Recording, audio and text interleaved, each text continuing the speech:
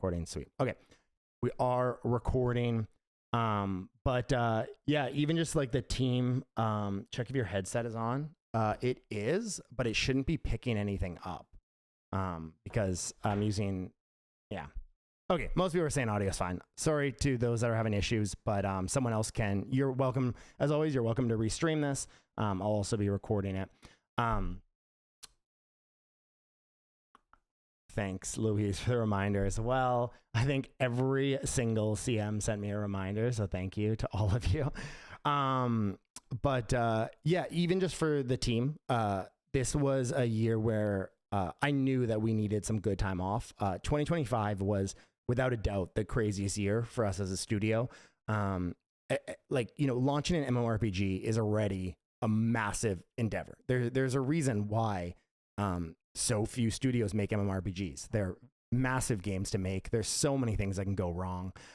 There's a level of attention that you need that you don't with many games, right? In an MMO, like if something breaks in the economy or something gets duped or, you know, there's some abuse in the game, like it is so much more critical because like in a single player game, well, who cares? They're just ruining their own experience. In a game without trading, you know, there's really not that many ramifications of it, blah, blah, blah, blah. MMOs have all of these concerns, right? And then on top of that, you're also making, you know, usually the most content dense games that get made. But then you add Web3 onto that and it adds a whole new element, right? There's so much more that goes into a Web3 game than just a game, right? And I think that's why we see most Web3 games are actually just like very, very basic, simple games because there's so much work that has to go into the Web3 side of things, right? And they're completely different in many ways. And so it really does become something so much bigger. And with that, you know, 2025 went incredibly smooth. We're very happy. You know, it's very common for breaches to happen. You know, issues with the token where, you know, I mean, we've seen it all, right? And so 2025 was a very busy year, not to mention like 2 expansions, many, many updates. I'm pretty sure we averaged like over an update a week. And multiple major patches. And we're very proud of what we shipped in 2025. And, you know, I think we set a standard for ourselves and worked really hard towards it and delivered on what we wanted to do. But there's always room for growth. And that really takes me into my next thing, which is if you haven't seen, we've gotten like, I think for each position, I think we had a couple hundred applications. And this was only sharing within our community. Like we didn't post it on any hiring website or anything. But we have 2 positions open. Well, technically 3, 2 for the C++ position, but we are growing the engineering side of the studio. This is something that I've talked about before, but it's definitely our biggest bottleneck right now. There's so many things that we want to do and kind of have ready to go, but we just, we're bottlenecked right now on our engineer capacity. And so with that, we are looking to grow on that side of things because we want to be able to deliver more content, more changes, more balances, like all these kind of things. You guys know this, like almost every single time that we do an AMA, the things that we aren't able to ship yet, or we're still working on, or they're in the pipeline or whatever, it's almost always an engineering bottleneck. And to be clear, this is nothing to do with our engineers because they work insanely hard. And they're very good at what they do. They're just bottlenecked. And you know, you can't, while like some things don't go through perfectly fine or whatever, many times that's just because there's so many things they're trying to tackle. And that's pretty normal. When they're under that much pressure to get so many things done and to keep up pace with the other teams, right? Anyone who knows game development, you have so many moving pieces. And so that's why sometimes it's like, okay, well, the spawns are done. They don't need any engineer work, so we can deploy those. But that's because like the world design team's ahead, right? Or the art team or whatever. And so you're kind of always trying to juggle all these different teams and have things go as smooth as possible. And our project manager does an incredible job at that.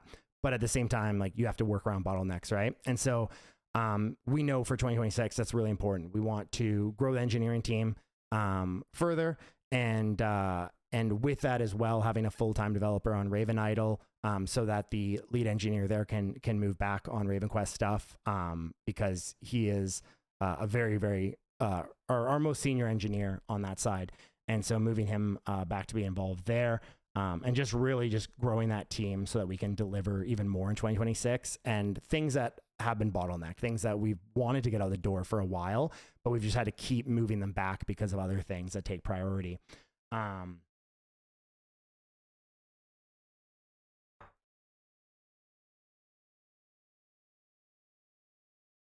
Yeah, we have some ideas on Rangers Company as well that we want to change.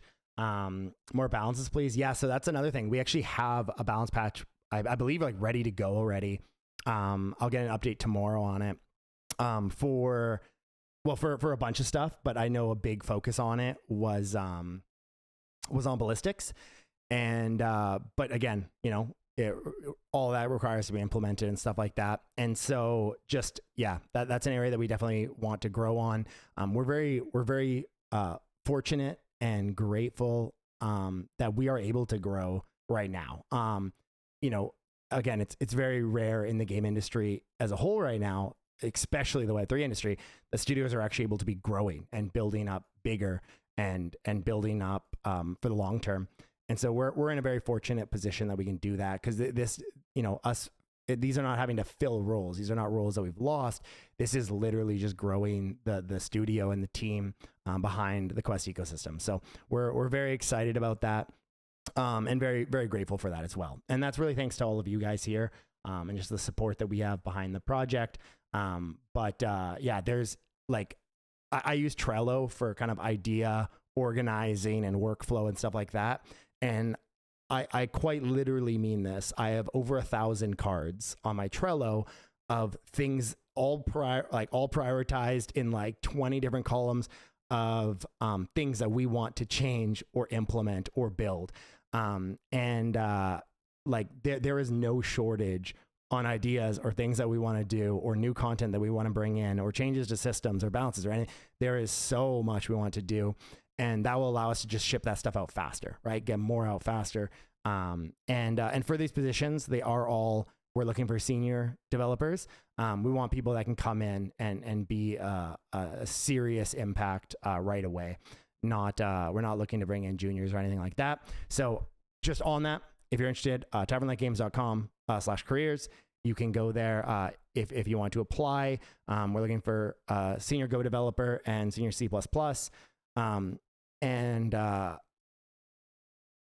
And with that as well, if you know somebody, feel free to link them. Yeah.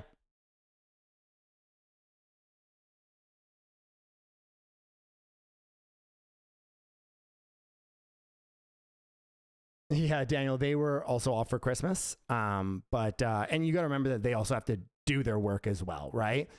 There becomes a point where you can spend too much time just getting feedback, right? I've had this where I'll spend like hours and hours, like any hour I have free outside of meetings and stuff like that, just gathering, like talking to the community about ideas and stuff. And because I love doing that, right? I love that opportunity, and I love hearing your guys' thoughts and brainstorming with you guys. But then eventually it's like, okay, well, shit, I need to like clean up these ideas, think on them, like, you know, because not all player ideas are good ideas, right? And a lot of them conflict and stuff. And many times you got to think through them and stuff.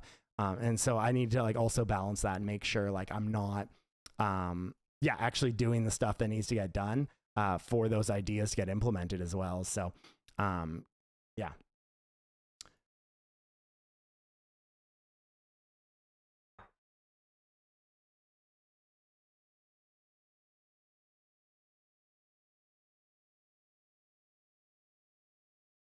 Kissner, it depends a little bit on geographical location, simply because we have different grants and tax credits. So we're able to do more for certain places, especially Canada. Most of our engineers right now are in like Poland, like Spain, Brazil, but we are able to do like a little bit different with Canada and US just because of programs they have here that they don't have in like Brazil. They do in Poland, but we need to incorporate there, which we are considering doing, because the Polish side of our studio has actually grown quite a bit recently. Like one of our most senior artists is from Poland. Game design side, our most senior engineer right now in the studio is from Poland, stuff like that. So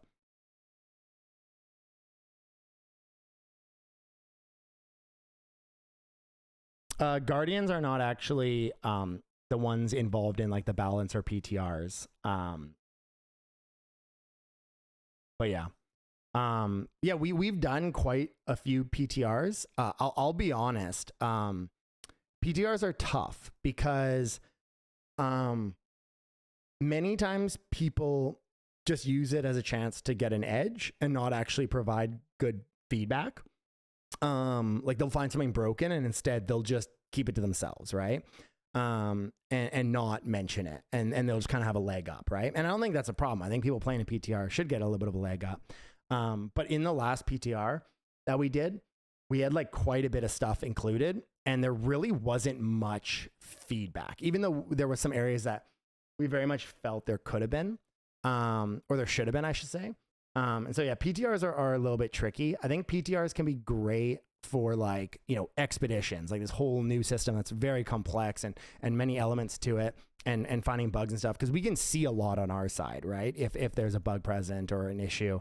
But yeah, for balance, it can many times not be the best. And you also got to remember that like balance is really tricky to get player feedback on, right? You see this in every single game ever.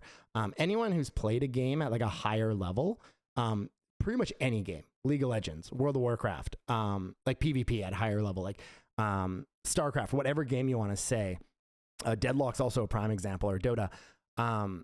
What people think is really overpowered is many times just they're just not very good at the game, right?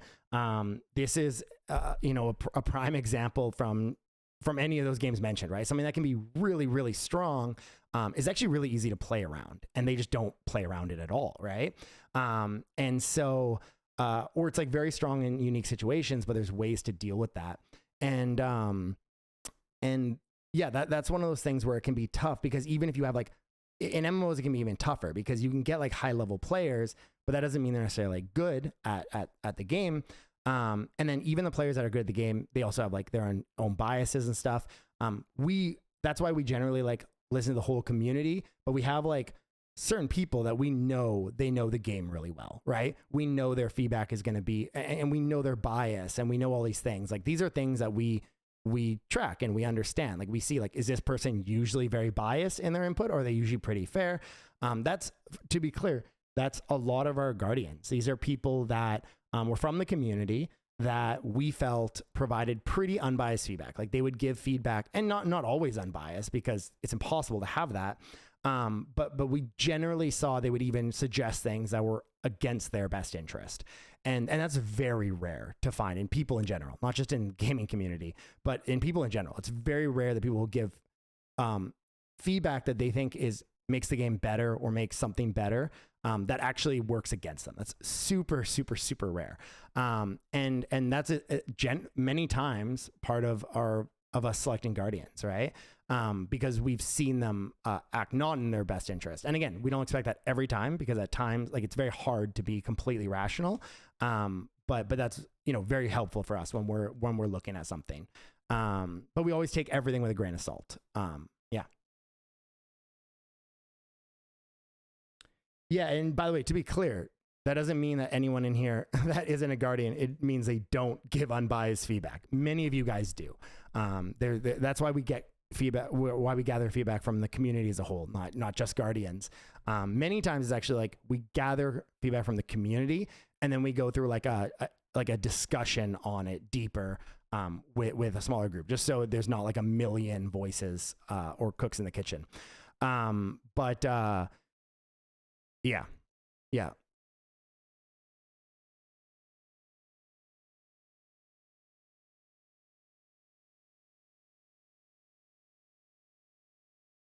Himmanen, yeah, so Mary actually shared one of your comments about like monk snacks and all that kind of stuff. We already have changes coming to the fame pool and the fame leaderboard and how all that works. We have some changes coming to that already. So there'll be more shared once it's done. The design's already done for it, but once it's in a patch notes. But just so you know, I did see your feedback on that and concerns and stuff like that. So yeah.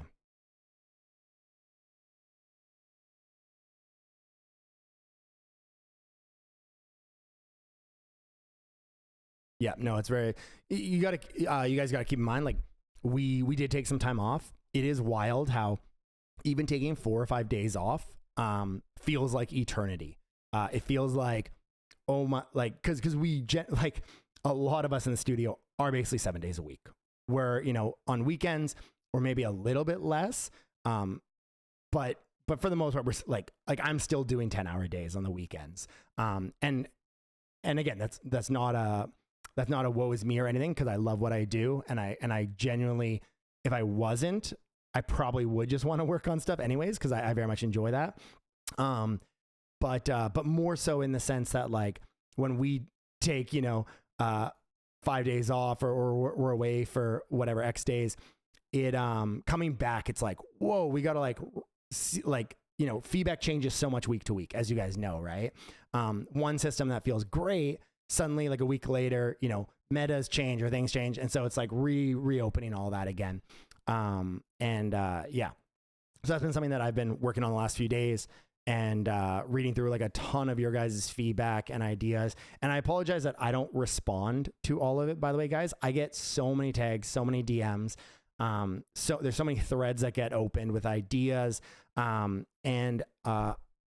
pretty much read all of it. I just don't always have the time to respond to all of it, because if I respond to some of it, it's like, unless I give a very long thought out answer to each of them, it just opens up more questions, et cetera, et cetera. But just know that we do read it. CM's always cleaning stuff up, preparing it for the team. I'm always going through it. It's like one of my number one things when I'm like eating or when I'm on the treadmill or whatever. I always have my phone open, reading through stuff, and making notes and adding that to our ideas and changes we want to make. So.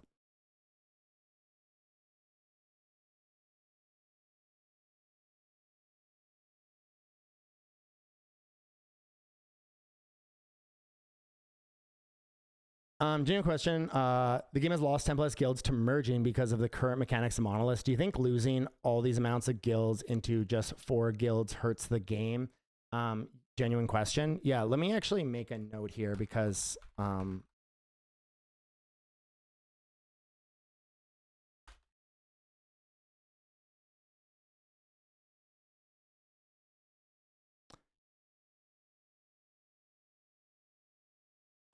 yeah, so like, you know, it's tricky. There's this is something that I've talked about with alliances and a lot of this kind of stuff.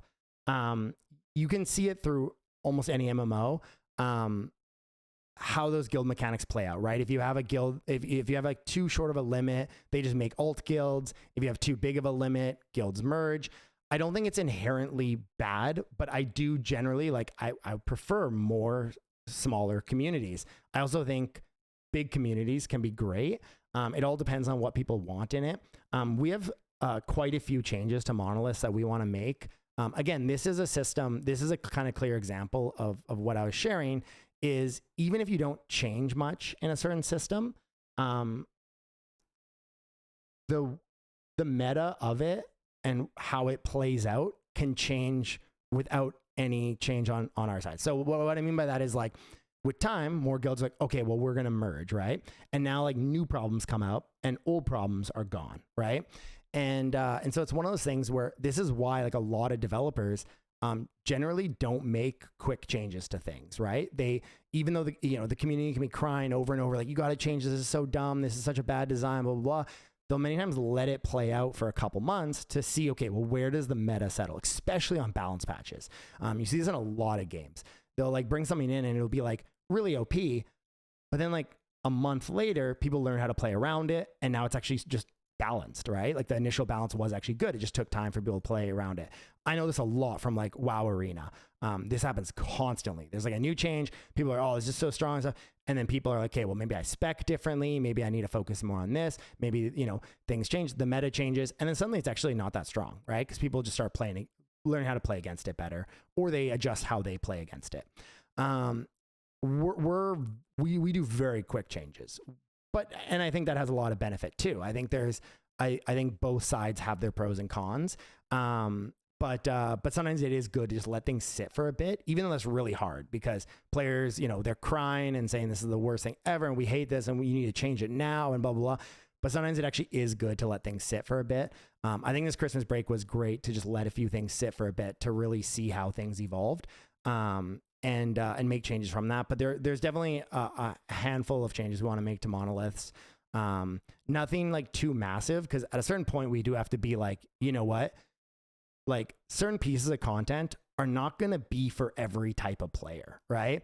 Like Arena, like that was added because we wanted content that doesn't equalize for PvP. That's like small scale PvP, not Guild Wars, right? So we had Rifts, which are already equalized, and we wanted to build that Arena. But of course, like there's going to be some players that are like, well, Arena is just not for me. But that's okay, right? And there's also going to be like a position where it's like we can make Monoliths. Like there's ways we can make it so every guild can compete evenly in Monoliths. There's like drastic steps we could do, but at the same time, eventually we got to be like, well, maybe we should just make a different piece of content, right? Yeah, but there's changes to Monoliths that we see as like low hanging fruit that we think are very good improvements. And also like, when you're building an MMO, you have so many systems in the game, right? So many things that are in the game, and when you introduce a new thing, players want to play it a lot, right? They want to do it nonstop because it's new, it's fresh, it's something different. There's a meta to be uncovered, etc. Eventually, you also got to be like, okay, well, eventually we want to like tailor it back and make it just a piece of the game again, right? An example of this was like Aether Rifts really early in our development and Aether Echoes, where it's like, players want to do them nonstop, and then eventually they kind of lose, it's like, okay, well now it's just a piece of content. We don't want to just be doing this 24/7. So we kind of tailor it back and make it like a core piece of content, but not like 50% of the content you're playing, right? Yeah.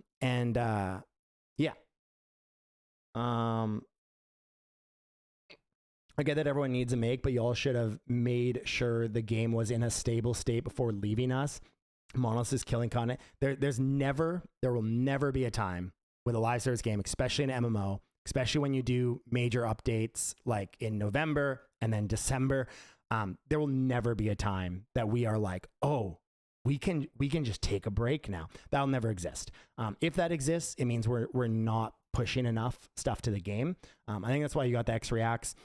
And at the same time, the team works. 2025 was, for a lot of the team, it was maybe a handful of days off the entire year. If that means that 5 days players are upset that Monoliths aren't in the spot that they want them to be, so the team can spend some time with their family and their like kids and stuff, I'm very okay with someone being upset over that. I'm never going to say, hey guys, we want to do more changes to this. You can't have Christmas with your family after working pretty much every day that year. Yeah.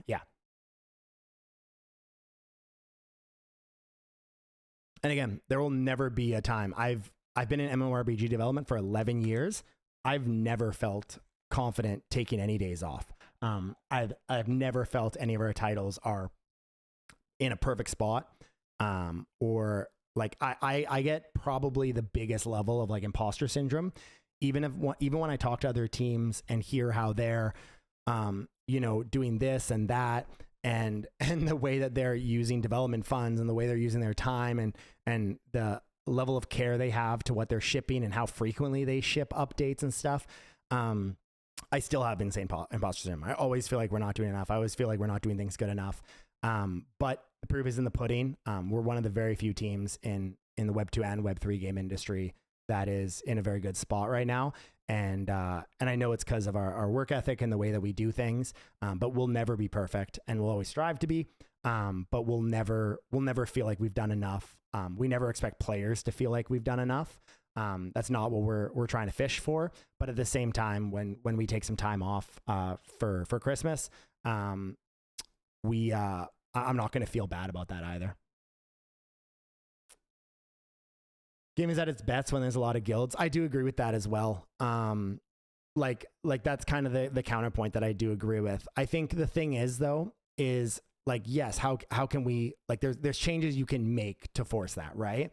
You can say, okay, well, guild limit is going to be 50 now, right? Or whatever you like. There's lots of different changes you can make. But the issue with that, you know, then other issues come up, right? People are like, well, hey, I want to play my friend's guild, but they're so elitist. It's only these, you know, 50 players, and or, you know, someone has a big community, they want to have other people in, then they make an alt guild, which basically ends up being the same thing, but they're like disconnected at the same time. There's really no great solution to that. Plunder channel back. Yeah, I'll talk about that as well. Bring back the other servers, too many people for one server per region. Yeah, so this is something that before we made that change, many people were saying, hey, like, we want to see more players everywhere. Why do you have so many different channels? Just condense it. Like, you know, having a server per region is already more than many games. Like, many games just do one region or whatever. And that was a very common speaking point for quite some time. You know, we removed a couple channels, and now everyone's saying the opposite. This is another example where sometimes we need to let things play out and see, because the community can be, you know, ravenous for one thing, like, oh my God, guys, what are you doing? Just make this change. Then we make it and they're like, oh, no, never mind, take it back, right? Yeah.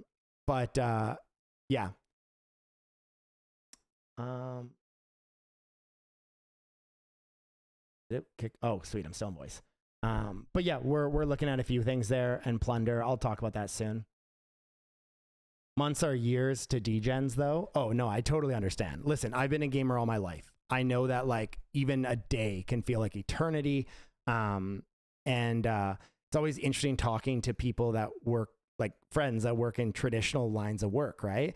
And they're like, oh, if I get an email on Friday, it's okay that I respond on Monday. Like, that's just normal. Like, they don't even expect a response. It's very different in... like, I'll get a message from somebody on like a Friday, and if I don't respond like on Saturday or Sunday, they think I'm just ghosting them, right? And that it generally like is why we do work, or especially like myself and many leads, we work kind of every day.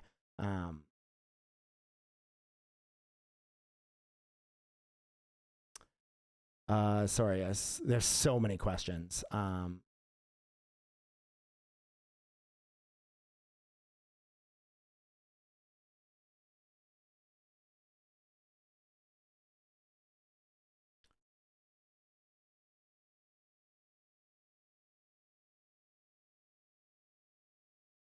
Yeah, no, I agree, Ferrari, with your point. I think there's honestly, like, again, we have changes already planned for Monoliths. One second.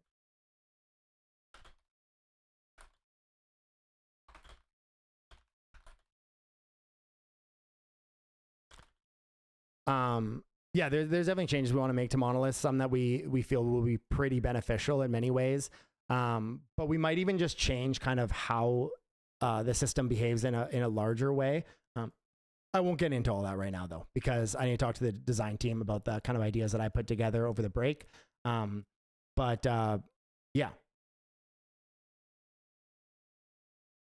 Our main point is that changes that are coming to the game should be somehow shown to players and let us give feedback on it before it reaches the game. Yeah, I agree with that. That's why many times we do share stuff early, or I'll share stuff early to get kind of that feedback on it.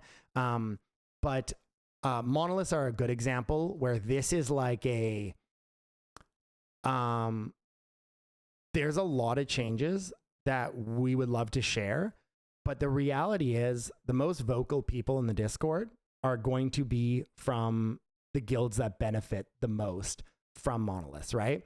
If we said changes that we feel will generally help smaller guilds, it'll be overwhelmingly... We saw this. There was one change that we made with the ability to, or like the debuff when you switch to a different channel to fight another Monolith. The Discord was in like an absolute war zone that day. But the truth is, it was mainly two guilds that were saying the sky is falling. Meanwhile, all other small guilds were like, oh, sweet, we actually could fight over one now. And this is because, of course, like the strongest guilds are going to be probably the most active in Discord too, because they're the most hardcore players. they're going to be the most vocal, right? And so that's one of the tough parts is like, Daniel, while I agree with your point, many times what happens is it just gets overrun by, for certain things, right? There's many things that don't have that. But for some things, like us sharing them early is not going to get us beneficial feedback, right? It's just going to cause those guilds to get very vocal. We've seen it many times before, right?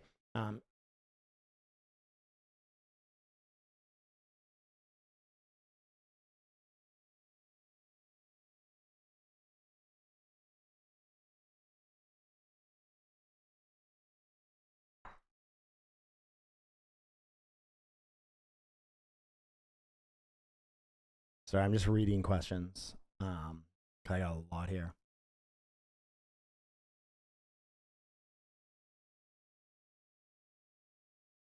Open world PvP needs Zerg debuffs for smaller guilds. Again, this is an example of something that I do agree with. But at the same time, like those larger guilds are going to be, furious as well. And also it can also have bad effects to it, because it's not always just the larger guild wins. Many times it's just a stronger guild.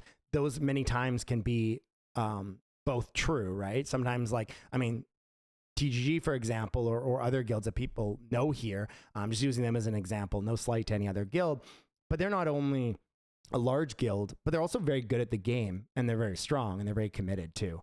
Like they do deserve that level of respect. Like they hit kind of all the things that make a good guild. And so with that, like just making it so they have a Zerg debuff is not going to change that, right? Because a smaller guild is going to be weaker and less experienced and stuff, right? So that alone is not going to solve it. I'm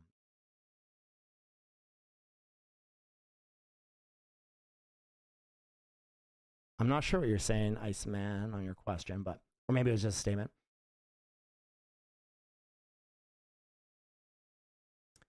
We don't need more channels. Okay.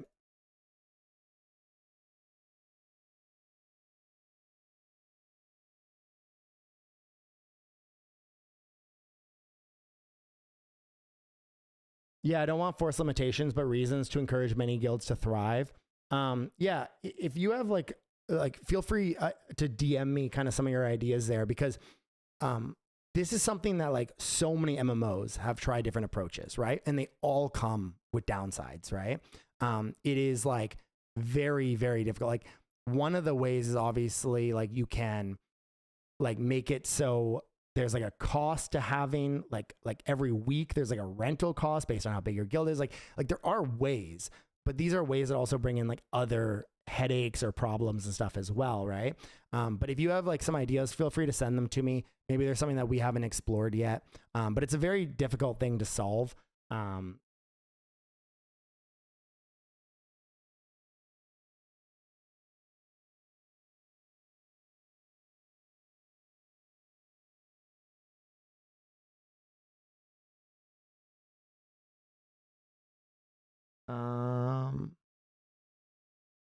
We'll just make alliances and take away fame. So alliances I've talked a lot about. There are many problems that come up with that. And take away fame from monoliths. Monolith is a guild thing, so the point of a system or silver so that the guild can use it to benefit players, not fame. I do agree with that. Like monoliths do feel kind of odd to actually be fame based. They almost feel like they should be more progression based. So like you claim a monolith, your guild gets like a buff. But yeah. Maybe there are some consolidatory rewards to guilds that fought monoliths but lost. That would bring more PvP. I totally agree. So that's actually what we've been building out, is around that idea. So even if a guild like feels they can't win it, they can still get something for participating, because that's more the problem, is those smaller guilds that were participating, they're at the point now that they're like, okay, we're only winning like 1 in 5, 1 in 10, depending on who they're fighting, maybe one in 100, right? Or maybe none, right? Eventually they're like, well, it's not worth our time, right? There's not even a point of participating. Where Guild Wars, they do that really well, right? Guilds are like, oh, sweet. Well, like we might as well at least participate because we'll get something, right? And so I think that's the bigger flaw with monoliths, is there's not a reason to at least participate, but it is kind of tricky because there's a lot of abuses that can come with a lot of those designs, right? Where guilds can do certain things to kind of milk that, that they can't do with Guild Wars. Like there's definitely some issues there. But there's some designs that we really like that we're going to be looking to implement starting tomorrow here. So.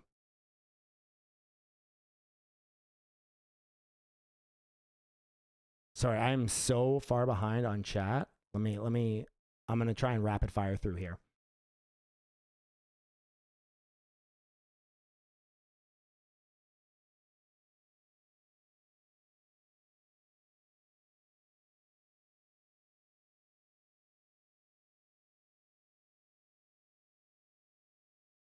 I don't know why people are so scared of PvP. This is just people always take the path of least resistance, right? Yeah.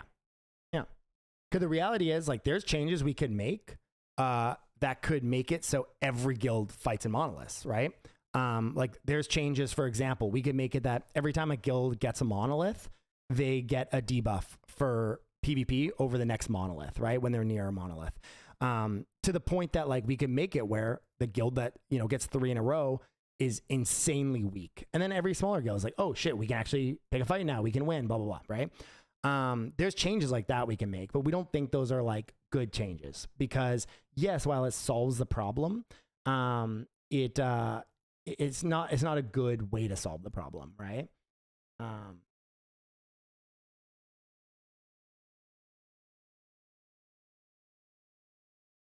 Will a safe zone lock come back again after attack someone or kill someone, go back immediately into shrine sucks? Yeah, so I can address this. So the reason why it was changed long ago was because players couldn't defend themselves, right? So if someone was attacking them, they literally couldn't do anything until they, like, if they wanted to go into a shrine, right? So that's why we ended up changing it so that they can at least like defend themselves, also trying to get to a safe zone, right? I understand that it sucks if someone's like shrine hopping, but just go away from the shrine.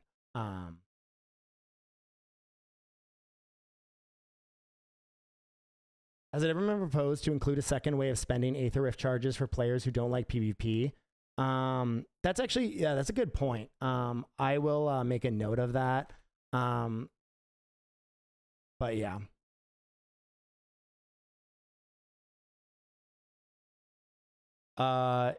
Use a time under control system for monoliths. So there's an sure to capture, control, complete, takeover.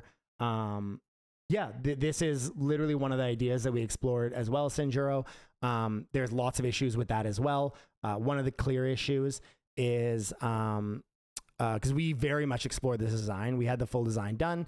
But what it introduces is if a guild doesn't want to fight you, now you're stuck at that monolith for like the whole duration. There was a lot of other issues. Again, we explore a million ideas.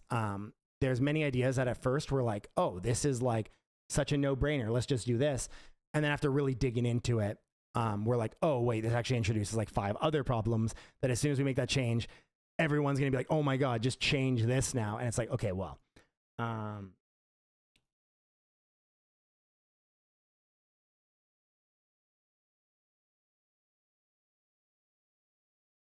yeah, the only problem with that is the other player you could into that, right? There would be an abuse there.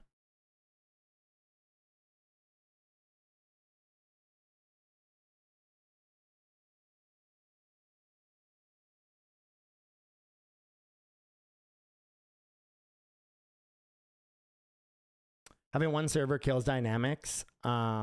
They are never up, and especially the ones with server. Cool. Sorry, what do you mean having one server? Are you referring to like monoliths, like having them on one server? I'm not. But as you guys can see, there's so many conflicting opinions on monoliths, right? Eventually it does kind of get to the point where it's like, okay, maybe this just isn't content for everybody, but there are some changes that we feel are low-hanging fruit that will improve it quite a bit, that we do want to try out.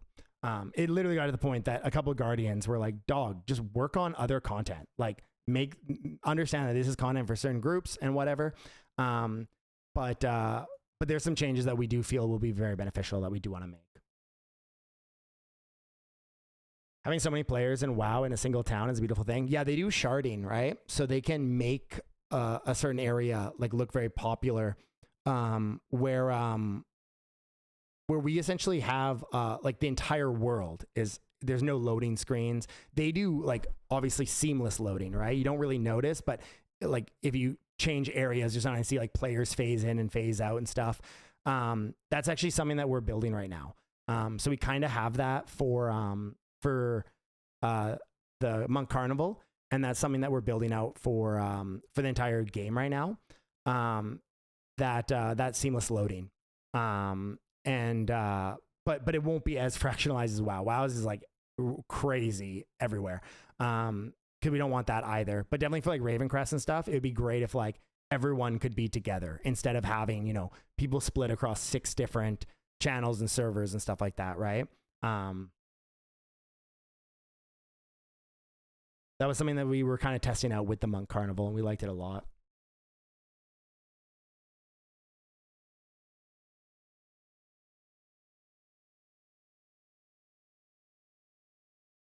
Yeah, Zoo, I totally agree. People don't want to be forced to join a guild where they don't know people or don't like the members just to do monoliths. I feel that same way in WoW with WoW raiding guilds. I've joined guilds to do like raids for PvP items in certain expansions, and I was like, I don't want to be in this guild. I want to be in a guild with my friends, but I had to like get those items. I had to join a raiding guild, etc. Right?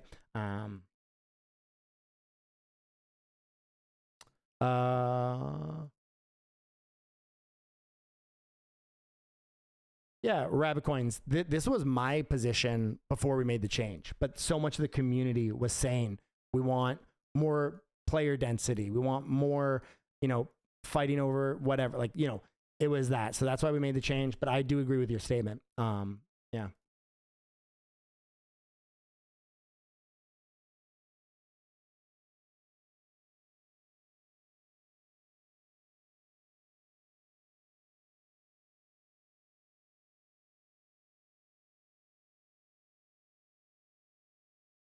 But yeah, you can see how many people in here are also conflicted on the channel saying, right? Many are like, we need less channels. Many are like, we need more.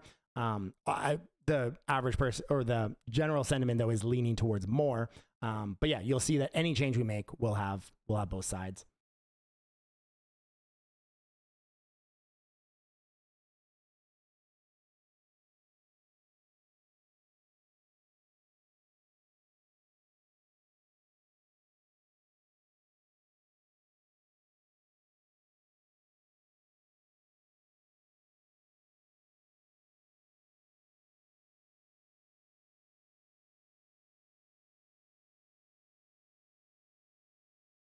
We remove fame from monoliths, it'll kill all PvP. Again, it'll, yeah. Any change we make will have certain guilds won't like it, some will.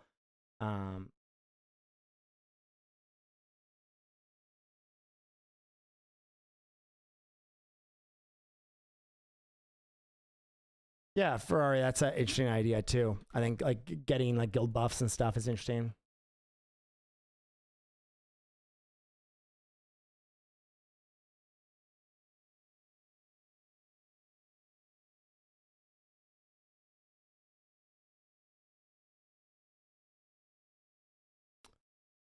Okay, sorry, I'm just still reading through people's messages, giving very much both sides. We'll get into more fun stuff soon here, guys. Sorry, I've been talking about this for way too long. But as you can see, there's just, yeah, both sides have very strong opinions on more channels, less channels, more this, less that, fame for monoliths, no fame, etc. There's, yeah.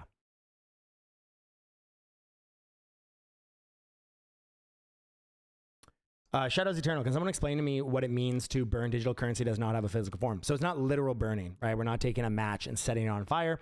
It means sending it to a dead wallet so that it's unretrievable. So it's like essentially gone.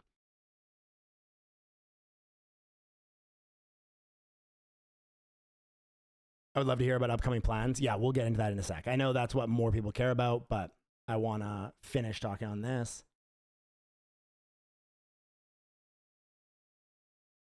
It's like 3 people saying less channels. Mabom, this is something that you'll notice with feedback a lot. There'll be more more of a vocal audience based on the current situation, right? So this exact same thing before the change was the inverse of that, right? So you'll see people will be more vocal about the current state and how they want it changed than what the past state was.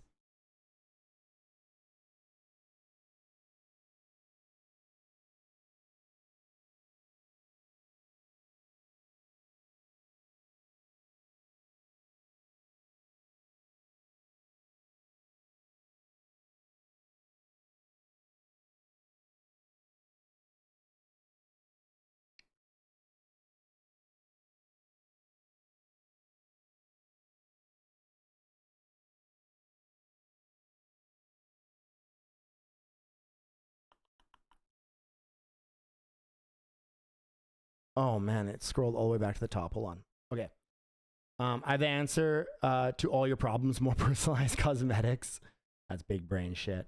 Samurai leak. Shut the fuck up. Have I already talked about reforging? I don't know. Have you? We need a marriage system, okay? Yeah, him and him. There's some stuff coming on that too.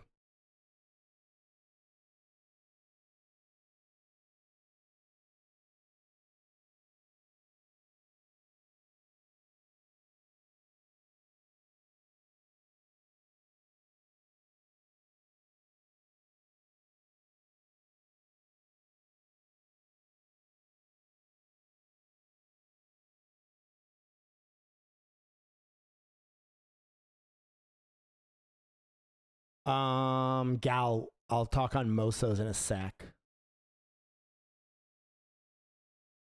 They're all in the notes. Patch tomorrow? No, unfortunately, there's not a patch tomorrow.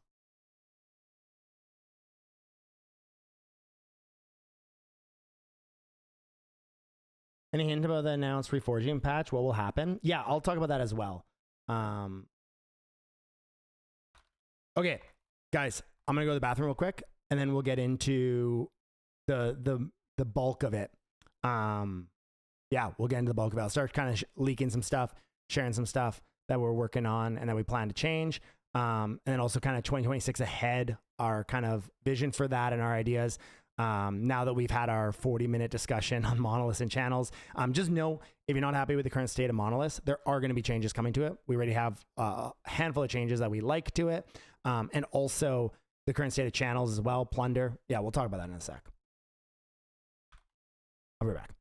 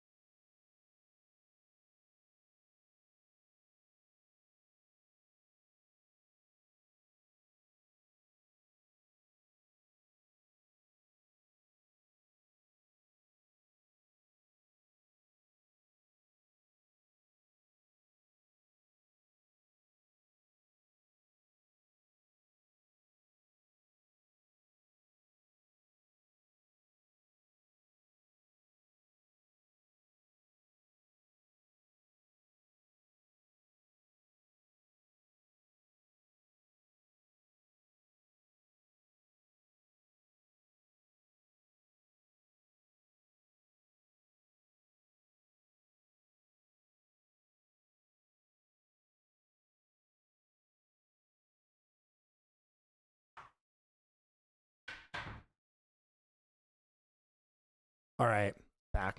Okay.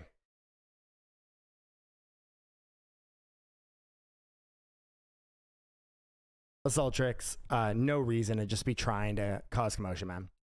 You already well heard. Yeah.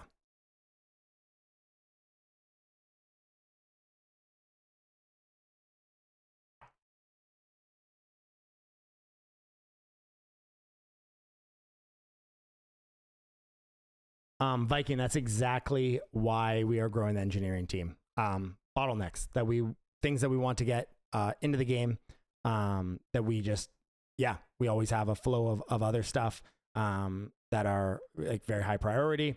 But that's exactly why we're looking to grow the engineering team.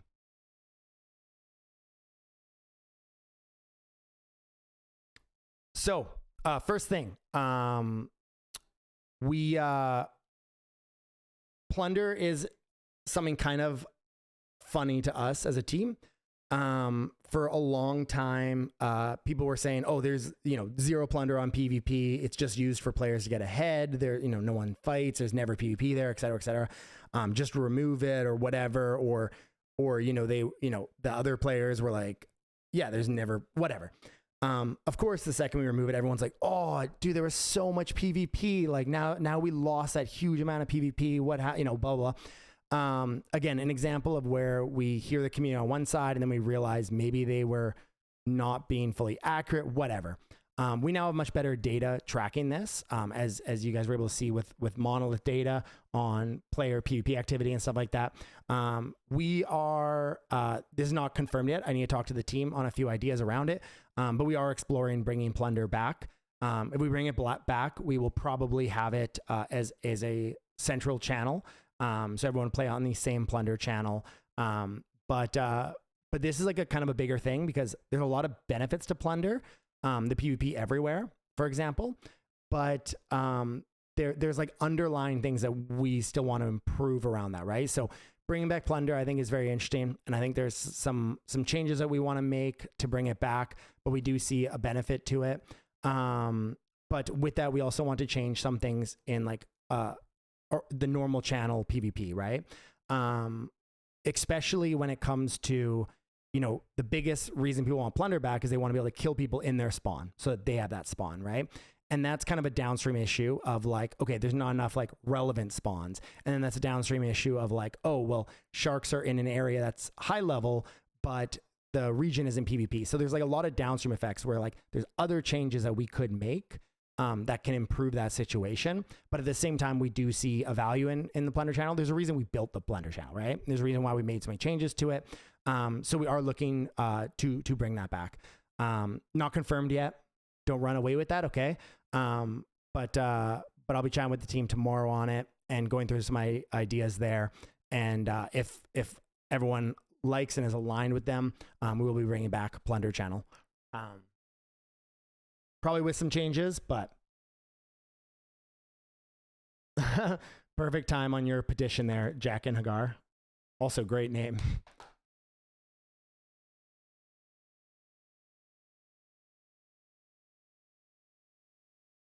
But anyways, for anyone going to sign that petition, actually, sorry, I wanted to do a vote yes, no. Since he's already started it, go ahead and give a yes, no here, an up arrow or an X if you want us to bring back Plunder. I'm more just curious. To be clear, this isn't going to make our decision on that because there's going to be a lot of players that don't care about PvP that are going to vote no. I'm just more curious on what the general sentiment is. So yeah, go ahead and respond to that. And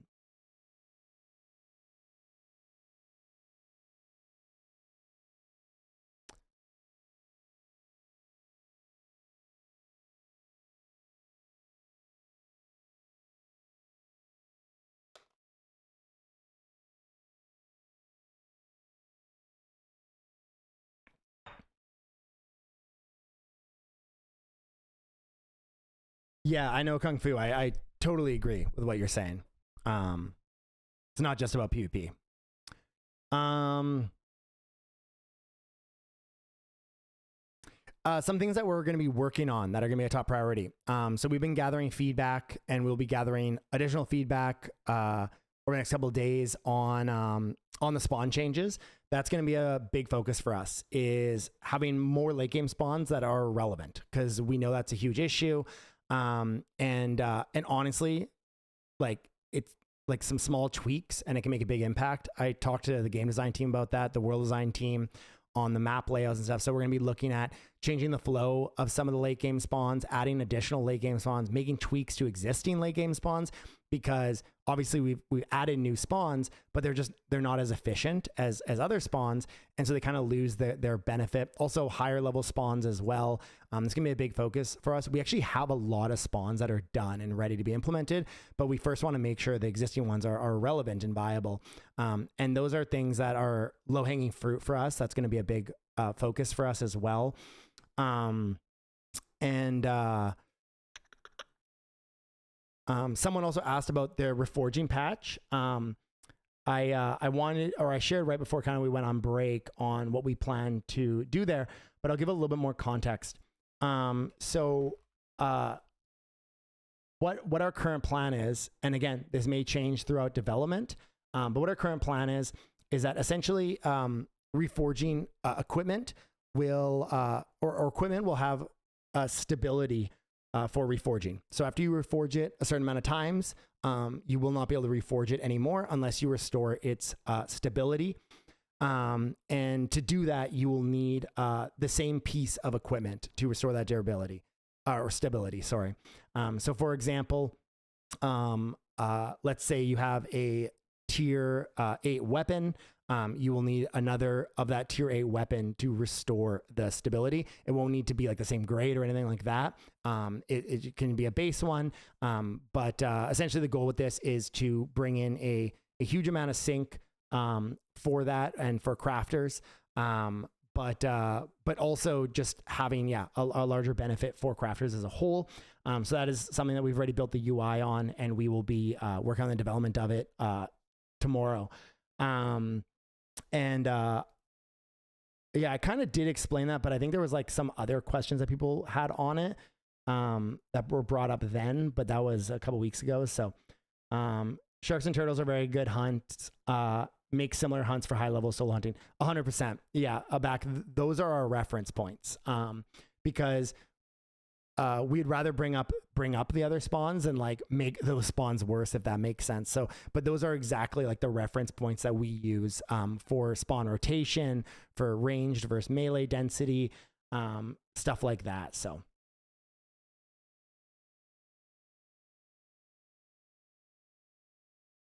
Yeah, BitConho, that's very much because of the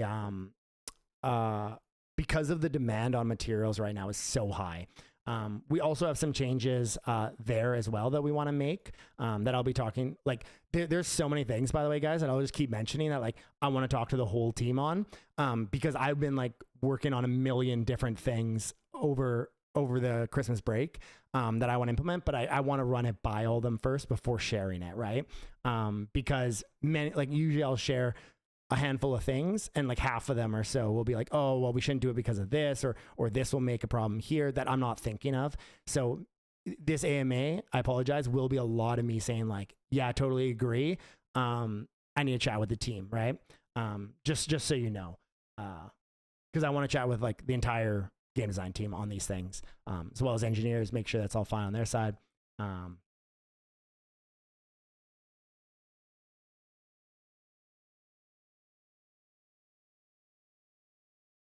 We want to make changes to the Rangers company reroll system, but also the system as a whole.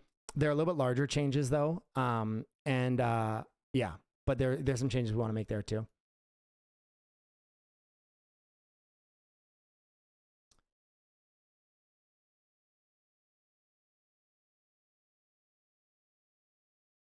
Yeah. I think we should increase the number of hunting spots. Yeah, I just mentioned that. Definitely agree. Tradeback should take into account the market value of inputs. There's a very easy abuse there. That's why we haven't done that. Really, one thing to understand is like trade packs are actually meant to kind of be the opposite. They're actually meant to basically set a floor value on materials. I think a player, like we designed the game as a player-driven economy. If players start valuing it more, we don't think the game should directly take that into account. because again, that brings into other problems as well, right? It's really meant to set a floor, and then players value it at what they value it.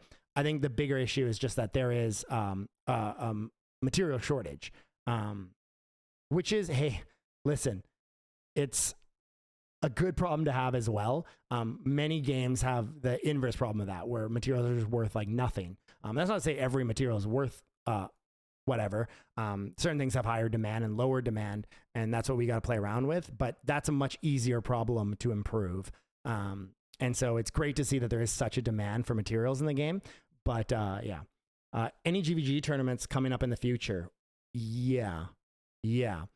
We have something coming. I think this coming week. That we'll be sharing. But then something a little bit bigger after that we're putting together. Which I won't share yet. But something really big, especially for smaller groups of PvP that you guys are going to like a lot, like non-Zerg guilds or whatever. But also tournament related. That's something that we really want to do a big push on this year. We want to do another live tournament. We want to do more just competitive stuff as well. And we have so many better systems now built out for that. Something that we also want to do is add 1v1 arena as an option as well. Yeah, there's a lot of things that we're working through there. Add more descriptions in the game for what things specifically? Large community land soon. Yeah, a lot of people have been asking for this just because of the material sync. We just want to make sure that with us adding a large community land, which we said like we were probably going to add it soon after launch, but we just never did. But seeing the massive material shortage, we do think there's a benefit there. But however we do add it, we want to make sure that the rewards from it directly go to landowners, as they should. So I don't mean the materials from it, but for example, the rent or whatever. So, and that takes a little bit more, or it takes a lot more work to build out, right? We could just add it tomorrow. But what we're currently looking at doing is making it use Quest. So players can exchange their silver for Quest. And then that Quest gets redistributed to active landowners. Weekly Rift tournaments, that would be pretty cool. I think what's more interesting though is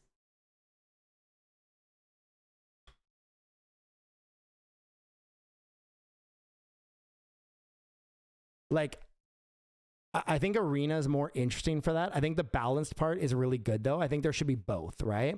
But I think the arena format is better than Rifts because there's no creatures and stuff like that. But yeah, and it's better for a spectator as well, right? Like us, if we were to stream these and have commentators and stuff, arena's much better suited for that.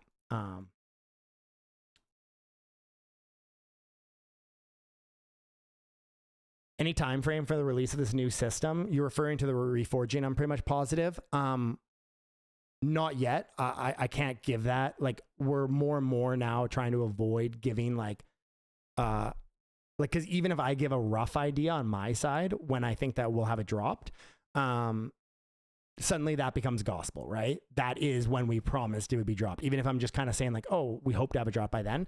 So I'm trying to avoid that more in the new year. Maybe one of my resolutions is avoiding that.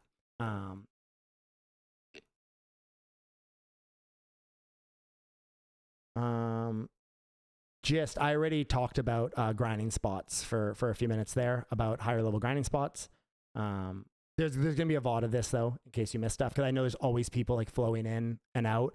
It's actually crazy. I mean, I do long AMAs, but the amount of people that like flow through the AMAs, we can see that with like Discord Insights. It's actually pretty interesting. About half of people in here stay like the whole thing.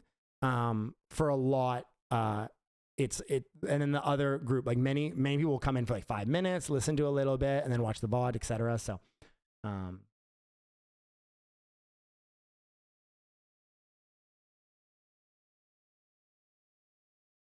Valkyrie, it was already posted, and I already mentioned that we're looking to bring Plunder back, so you're good.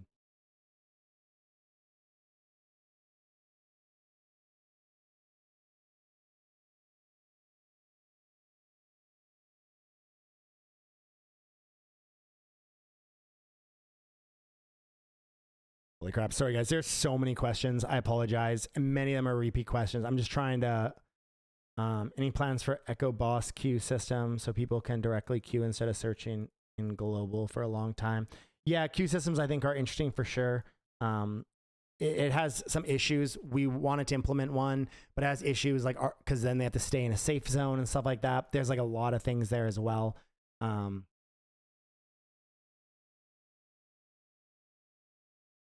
Yeah, agreed. I know Kung Fu. That's something that we've been looking at actually.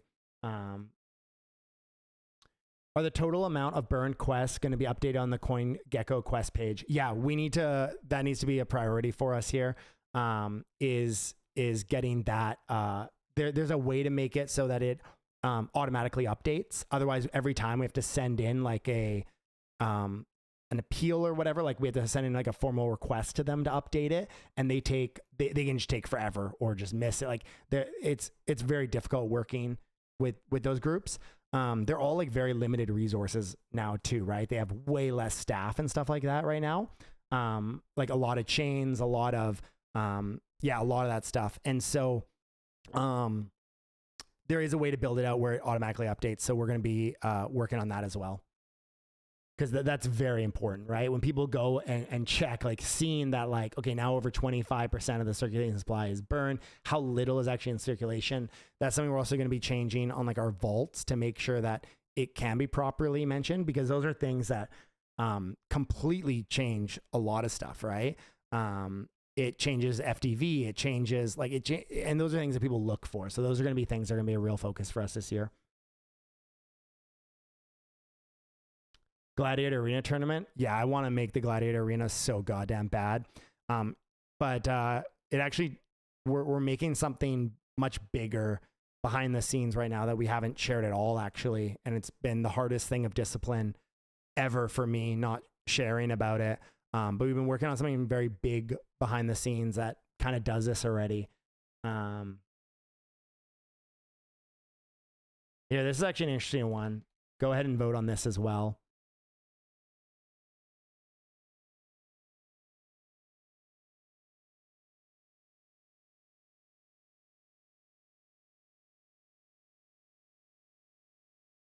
Thank you, Tonin. I will add that as well here to take a look at.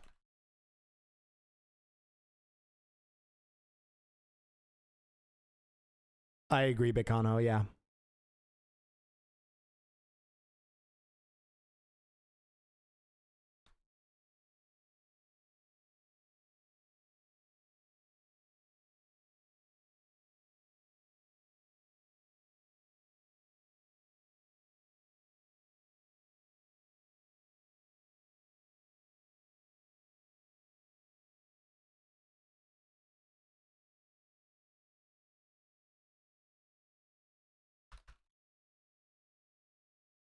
One second, I'm just making some notes, guys, on your guys' ideas. I apologize. I know it makes the AMA a little bit, but I've always like it makes it a little disjointed, and I'm just like quiet for a minute. But the reason, like a big reason I do the AMA is I want to hear your guys' ideas, and so I try to note as many of them as possible for me to like dig into with the team afterwards. So, apologies when there's delays here. Me talking. Give me one sec. I need to add where this was.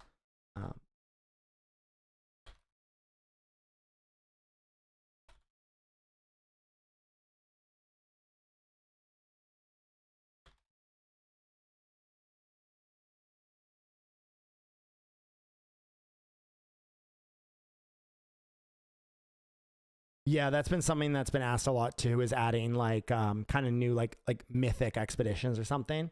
World boss one day, absolutely.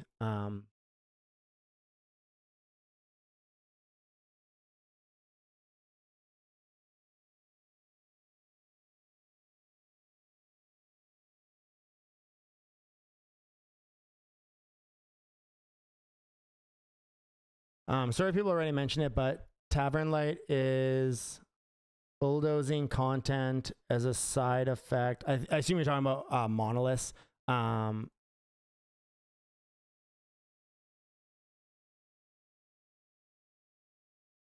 Wait, what? Sorry, what do you mean by debris team? Sorry, can you add more context to that? Oh wow, pretty even between Rift and Arena tournaments.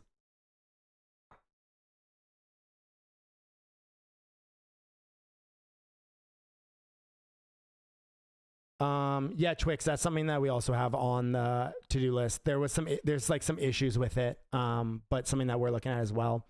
Yeah, Loyal, I think something like that would be cool as well. Okay, back into topics. So yeah, on Plunder, I talked lightly about that, but that also helps a little bit with like channel density. It adds another channel. That's ultimately why we are building out this sharding system, because there's areas that would be nice to be really populated, right? Like RavenQuest.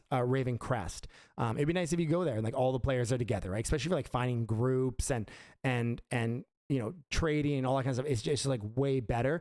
But then at the same time, we want to make sure that not everybody's on one server, one channel, because spawns would be overrun with people. And so that's why we want a better system to be able to control that better, right? It also means that we can have like certain density in different areas, right? Maybe there's like a high level area that like for example, like as an MMORPG matures, there's going to be way more people in high level areas as time goes on, right? And so being able to be like, okay, maybe the low level areas actually just be one shard, right? Or two or three or one per channel, but then the high level areas have like two or three, right? It allows us to have like way more flexibility on that kind of stuff.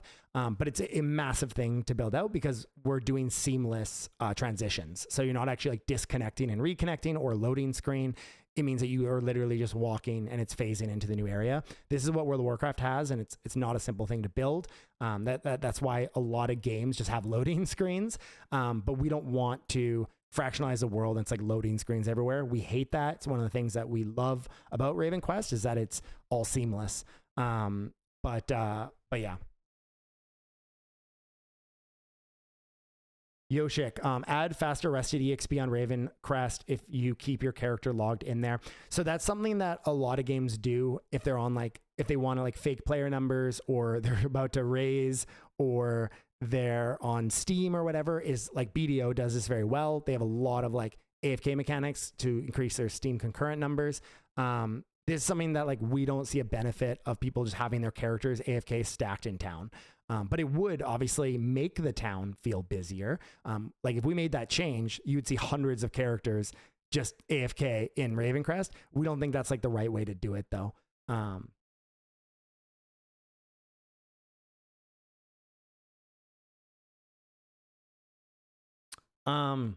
One of the biggest problems with the current hunting system is that every hunting spot becomes useless once a certain level is reached. A sync system for the hunting spots would bring back a ton of hunts that are obsolete right now. So yeah, two things there. One, there's a good and bad here, right?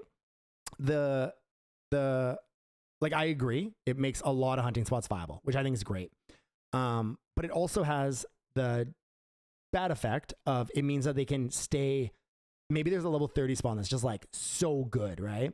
It means they can kind of just stay there forever, which we also don't think is good. But we kind of have something a little bit like this with reducing your effective level to go to lower level spawns. It's obviously not exactly what you're saying, but really what that would just lead to is people would just kill that same low level mob. And creatures also, as they get higher level, they have like more abilities and stuff too. So it wouldn't really be balanced. Yeah, that's kind of the downside. But we were all, someone said insane amount of programming, but it could be good. We already actually have, like, we could implement that pretty quick actually, because we already have like all the underlying stuff for that. Let's go little Tableau.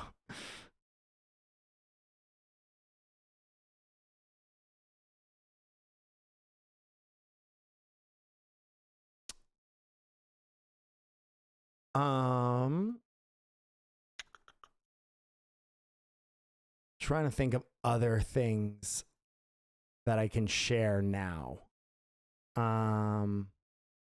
Oh, we have some pretty significant changes coming to fame pools. Some quite significant changes. We have some changes to fame obtainment, but also something we're going to be adding to the fame pool is just making it a little bit more fun. I know you guys are goddamn degens. we're going to be adding some changes with they'll still be the exact same set rewards from the fame pool, but you will also get the ability to spin on a wheel for additional rewards as well. And that'll just be like added as a bonus to the fame pool. But also for people like below a certain cutoff, this kind of goes into him and him, what you shared on like the monk snacks and their value and stuff, changing that up as well.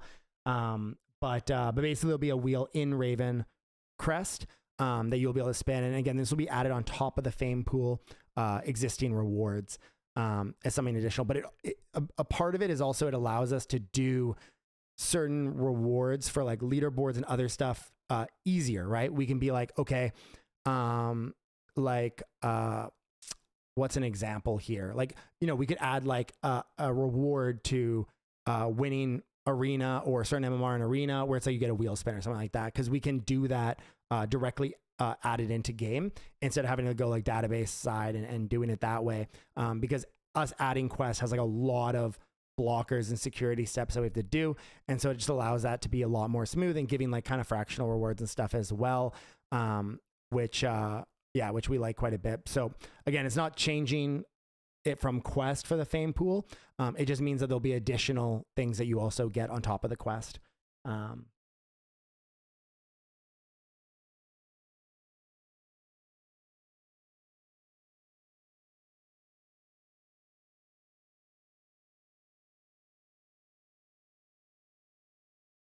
Instead of reducing the effective level to be able to hunt, it would maybe be better to make all endgame creatures give loot and EXP independent of character effective level, opening up every hunt to every... Well, yeah, I'm not really fully understanding what you're saying.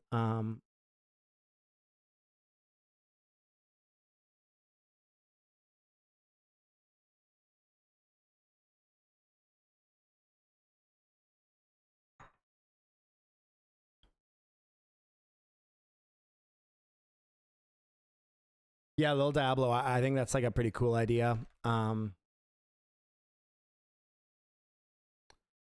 it ever have an eventually infinite level? I don't know. I mean, just like, yeah, we're more inspired by like BDO on our level design. That's more the model that we like.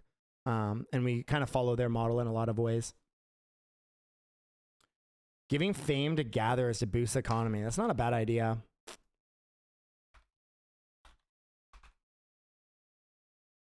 Listen, we need more gatherers, okay? This is a call to action. Pick up your pickaxes, pick up your wood cutting axes, and get to work, okay? Bunny's been slacking. She hasn't been cutting enough trees. She thinks she has been. She's like, listen, I'm cutting almost the most trees in the game. Not enough. We need more lumber. We need the kids back in the mines. Maybe we'll like decrease the minimum age for working in RavenQuest to stimulate the economy.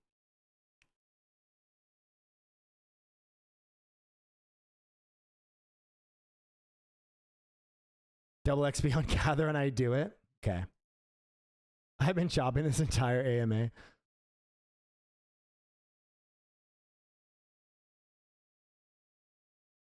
People are going to gather again and needs to somehow compete with infusions. You've seen the price spike. Like you're saying that infusions spiked so much in price and gathering needs to be more worth than hunting. There's no surprise that there was an infusions price spike because of the tier 8 gear. There's no surprise there. Again, those are examples of like things where the game changes. The supply and demand of certain things changes when we make certain changes, and we many times need to let those play out a little bit, right? It's been spiked for 2 months. Yeah, that also comes a lot into changes that we made, right? Adding more reasons to have a stronger character made the prices spike, right? There was a time where everyone was like, there's no reason to make my character stronger. And so they didn't buy infusions, right? Again, it's very much like you improve one thing and then now a new problem comes along, right? It's like, oh, like we need more reasons to want to use infusions. then we make those reasons, and then it's like, oh well, now infusions are too expensive, right? That's why, like, responding to that guy who's like don't take any time off unless things are like perfect. I know he didn't use that word, but really that's what he's saying. There'll never be that case, right? Any change we make will introduce new things, and that's why I love MMORPG development. I enjoy that part. I enjoy the constant new problem solving. But yeah, bro. Exactly. Arena and Monoliths also boosted infusion prices a lot. Yeah, they definitely did. Yeah, Kenna boy, you said it right, man. I agree. That's completely normal. We should have ups and downs. Yeah, I agree.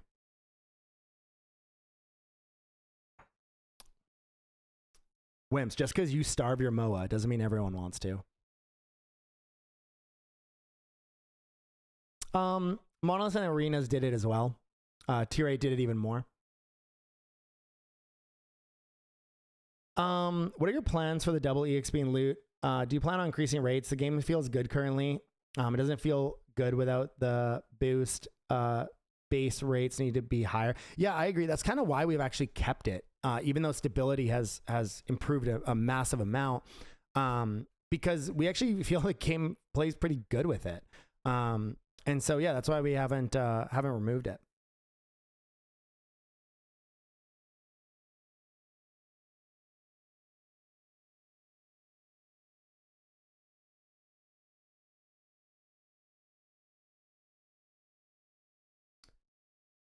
Yeah, Tone and I actually agree with that a lot. I'm going to add that as a note.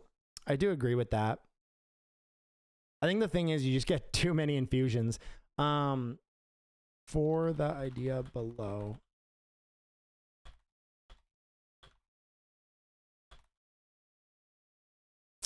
Yeah, no, I agree. I think the thing is, yeah, you just get a lot of infusions, but I do agree it's like nice for the market.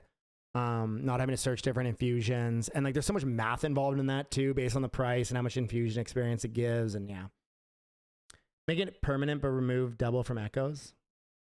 Think T8 is the end. Are you guys considering tier 9? We'll never have an end. We'll always continue to add new progression, new content. However, I will share with you, like, don't expect tier 9 in the next few months. So you don't need to feel like I shouldn't invest in my tier 8 because tier 9's coming right around the corner. It's, you know, what the time was until we added tier 8. Because what we're actually looking at is we want to add like a tier 8.5, which is essentially using tier 8 gear, and something from raids, that basically like transforms the weapon into a special type of weapon, that would like carry over what it has already. So yeah, that's what we're looking at right now. It's not gospel, but yeah.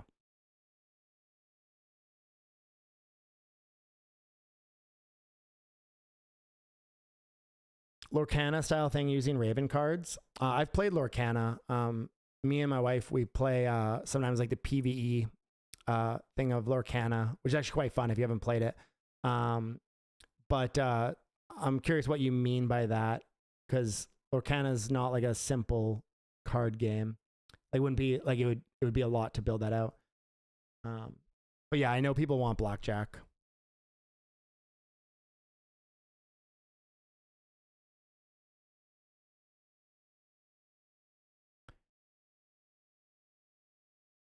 Yeah, Lord, I think they already have a change coming for that as well. TFT of Raven cards. Ooh, that's actually something that I've looked at before. For anyone who doesn't know, we actually built an auto battler like 6 years ago. It was before like TFT. It was when it was the original Dota auto chess, not the one that was a standalone. And we actually built it before TFT and Dota auto chess came out. Very simple, just like a little mini game thing, not for Raven Dawn or RavenQuest, but so we have experience doing it. I think something like that would be fun.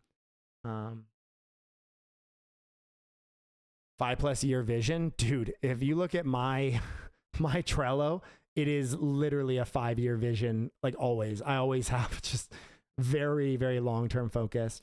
Would love a blueprint hotkey to replant all crops. 100%. That's on our to-do list as well. Again, you guys say so many things, and 99% is on our to-do list, but that gives you an idea of what calls are like with me in the studio. It's always like, well, Niter, do you want us to work on these 800 things or these 800 things? Like, can you put them in order? You know? And so it's like, there's so many things. I'm like, oh, this would be so nice to have. This would be so much better for the game, right? And they're like, well, hold on. When do you want us to work on this? Because we have 80 other things that we're trying to tackle right now. Dragon Den release. Yeah, we have some small changes that we're still making to it. It was done, but there's some stuff that I feel like could definitely be more fun and more engaging. And so I prepared those changes and actually got them to the team to make. They're kind of smaller changes, but I think we'll make the game a lot more fun. Yeah.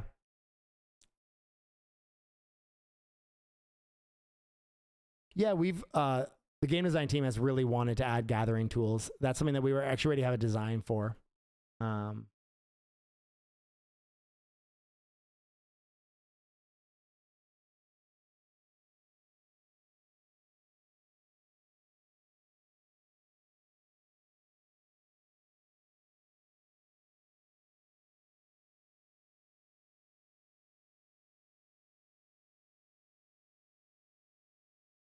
Will you be adding large land for purchase? Do you mean like a community land? I talked about it a little bit earlier.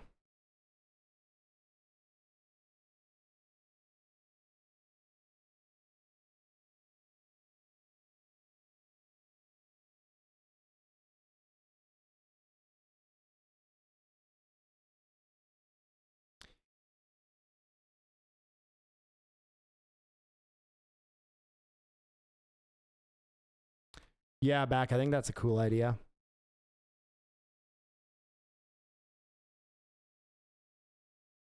Yeah, Kratos, that was, or a solo, that was with the gathering tool thing that we mentioned. We wanted to make it so, yeah, that you have different loadouts. So that's why it's like much more work, because we want to like fully rebuild how equipment is done. So you have like different loadouts and stuff.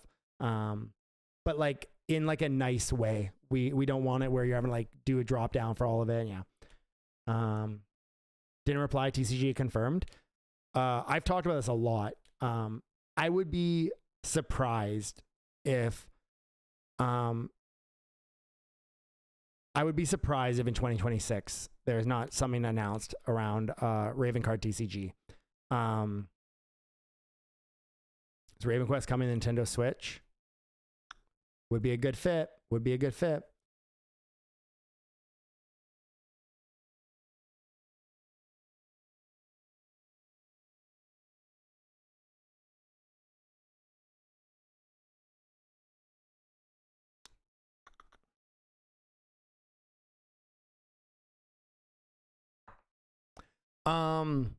Yeah, so let me now oh, another thing, we're also working on withdraw. We're also working on some changes to staking as well.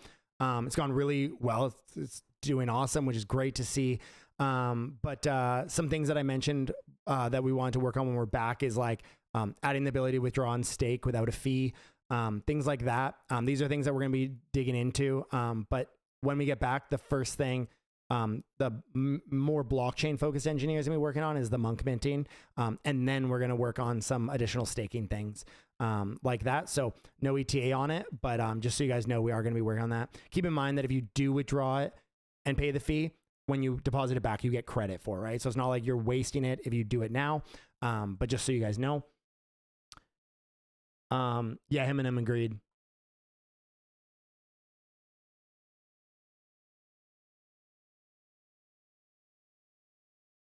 Yeah, Tony and I already got it noted down.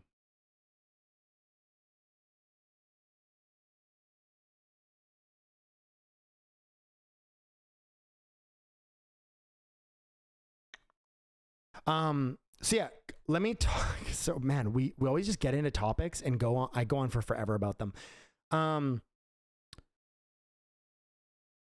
Something that we're working on. This is kind of that big thing that I talked about behind this that we haven't shared yet. Something big that we've really been focusing on is MMORPGs. they go through waves, right? You release a new major update, a lot of players come back, some new players come in, but they suffer from something that, like, there's a reason why almost every Web3 game does seasons. To be clear, that's not what we're doing, because we don't necessarily like that. But this is something that like MMORPGs do deal with, right? Is eventually like new players, and I think every MMORPG player here knows this feeling, where there's like an MMO that you want to play, but you're like, oh, I'm like a year behind. I'm 3 months behind. I'm even a week behind can sometimes be the breaking point for some. What's really important is like, okay, how do you bring in new audiences, right? And there's lots of different ways to do that, right? What World of Warcraft does is they pretty much have a fresh start every expansion, right? Pretty much all your gear becomes pointless. The level doesn't really mean much because they can just boost to that level. I don't think that's the best way to do it either, or I really don't like that way of doing it. And expansions will have their swings, right? Like Monk Madness brought in the most amount of new players since launch. It was a very good expansion, and we're very happy with what we did, and just the massive increase in player activity that has still held up since pre-Monk Madness. And we want to continue to take that approach on how do we bring in new audiences. Raven Idol also, when the Raven Idol season ended, a lot of new players came over to RavenQuest, things like that.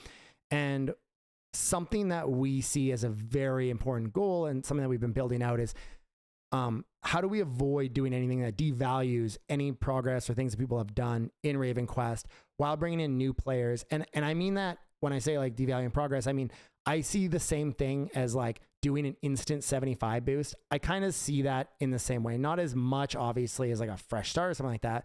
But I also don't like that approach, and we don't want to take those approaches, but we want to actually, I'll share it, because otherwise there's gonna be a million more questions. I'm not gonna share all of it. Okay.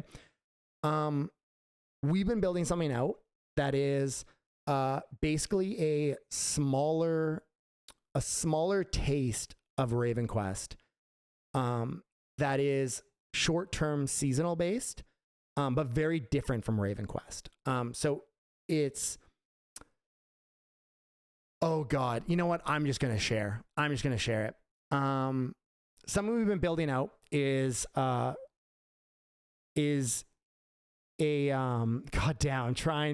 oh God, I didn't want to share it, but now I'm going to, and I'm trying to think the best way to share it, because something we've been building out is essentially a certain area of the game will become a like 1 week season where everyone can make a character, and they kind of like riffs. They have like a set build, or they get to a certain level with set gear, and it's built heavily around risk and PvP.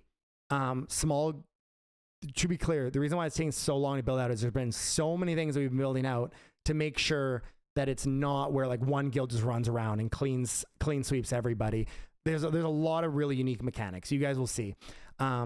It's really meant to be around like kind of small group PvP, very heavy risk. It's full loot if you die. And even in some areas dropping gear as well. And it's kind of like a mini experience of RavenQuest without professions and stuff like that.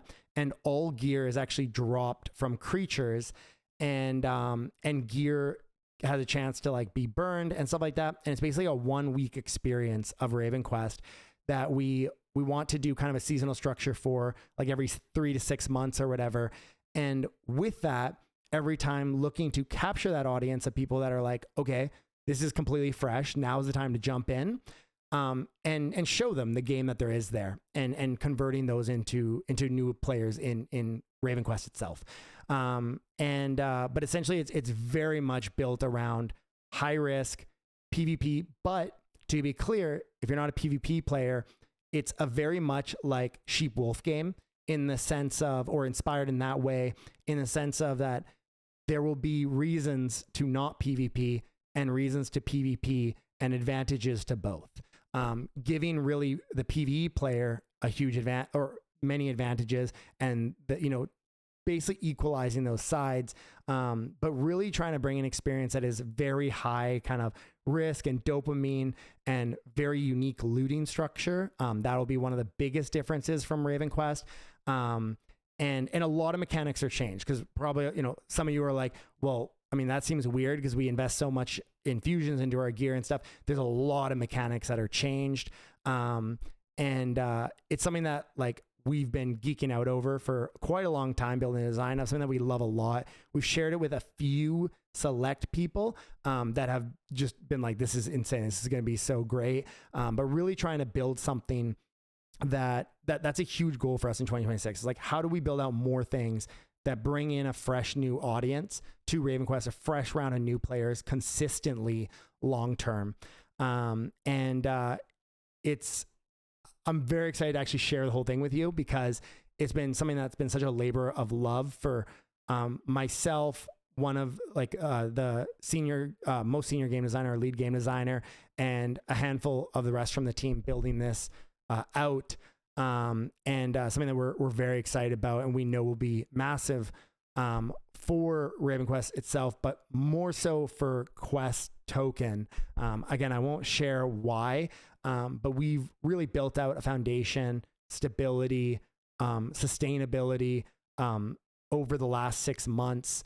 And now it allows us to actually reach with that, right? It allows us to be like, okay, now how do we really drive all Quest out of the market and you know, really push that side of things?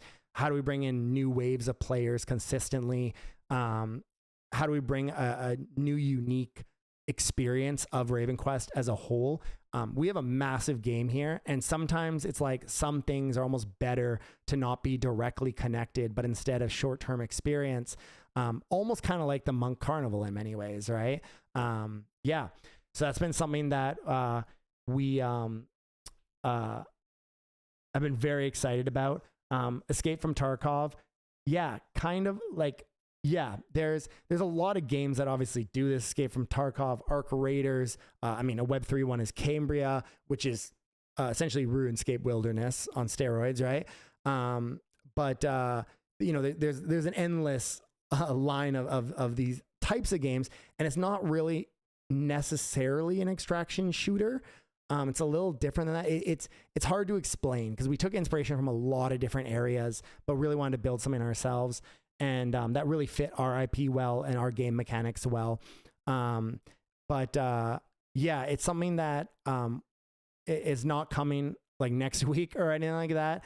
I know this is going to become a next thing, like Character Bazaar, which is like I share what we want to do, and then it's just like when. But this is something that is we're very excited about, and we see as a huge benefit to the Quest ecosystem as a whole, but mainly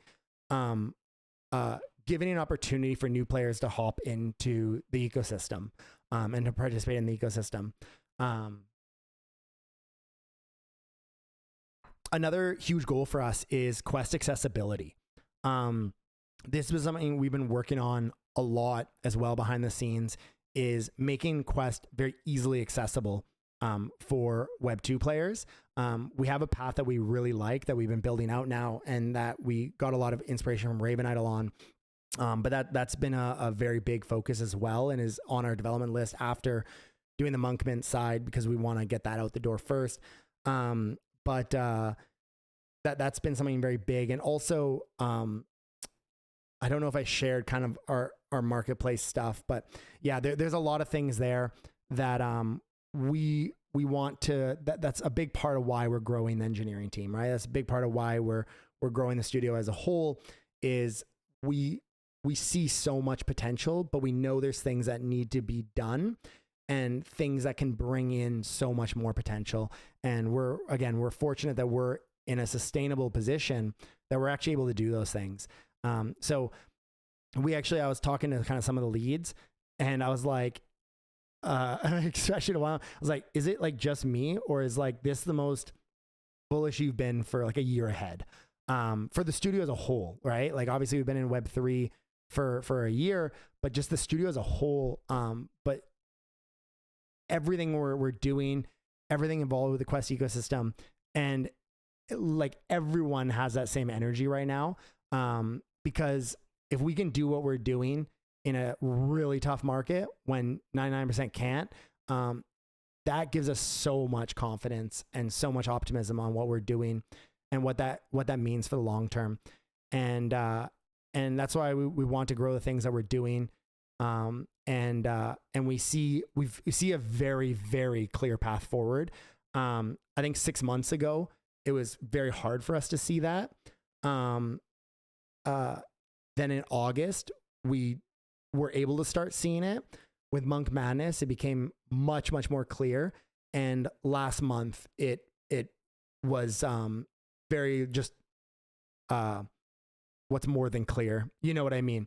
And I think that is a very important thing, because we tested a lot of different routes and a lot of different ideas and a lot of different ways of doing things.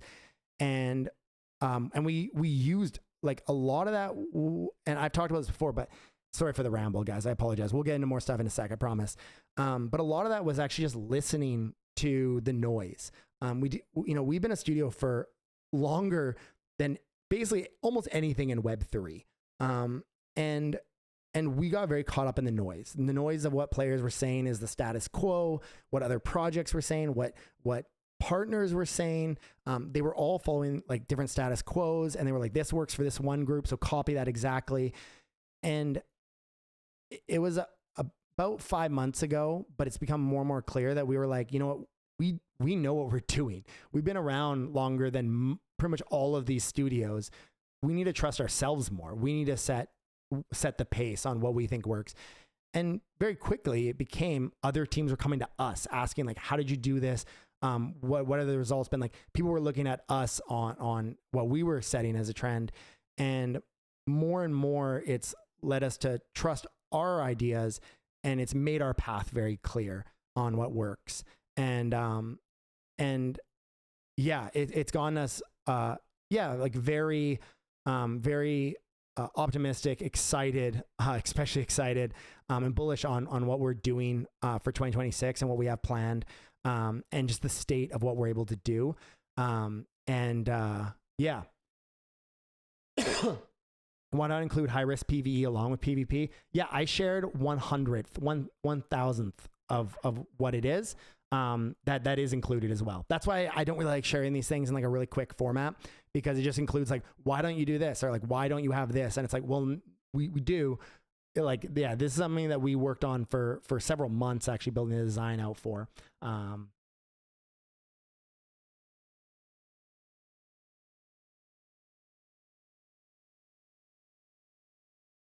Why always PvP? Some of us want proper group content. Yeah. So again, there's it's a lot around proper group content. Again, I'll be here for hours talking about it. We will share an announcement on it once we're ready to. But it's something quite big. Something quite big. Yeah.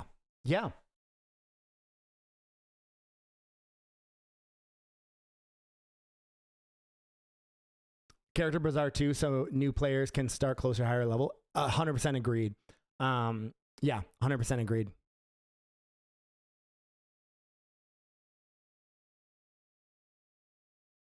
So 3 weeks.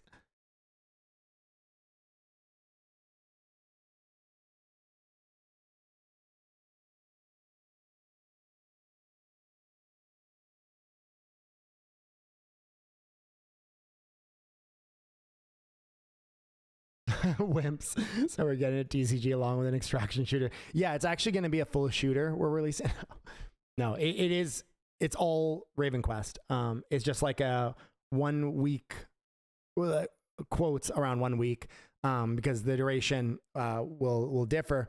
But it's basically a 1 week kind of seasonal chance to experience RavenQuest, but also the people that play RavenQuest, a very different experience of RavenQuest in many ways as well. Yeah, kind of season. Can we grow the cosmetics and animations team? Would be good to have rare cosmetic drops in raids in the new mode. Agreed. The biggest thing with character cosmetics is we have so many outfits that if we bring in like a new cosmetic, it needs to be for like all weapons. And those are like, you can imagine like how many we're making for each person to use one of them. Like it's a little different. But yeah, there's that's kind of like mainly what the art team is working on.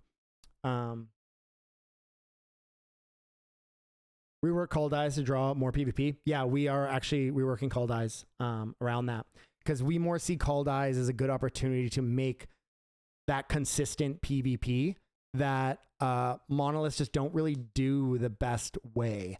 But we see Culled Eyes as the best way to do that. I'm more bullish than a bull and an acre of heifers.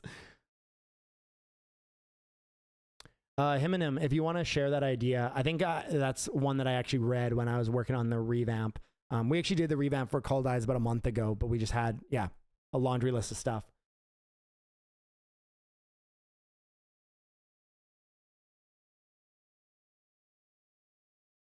Yeah, Himonym, this was, I already used this or read through this when I made, when we worked on the changes.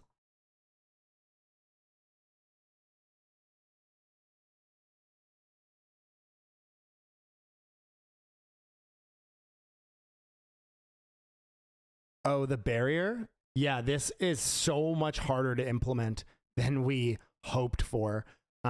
It's way more work than we hoped for, but I do agree. It's good. Yeah, I know. I feel the same way, Light Blue. Lady Luck is abandoned the Munk Carnival for now, Sag. Yeah, it's just paused for a couple days here.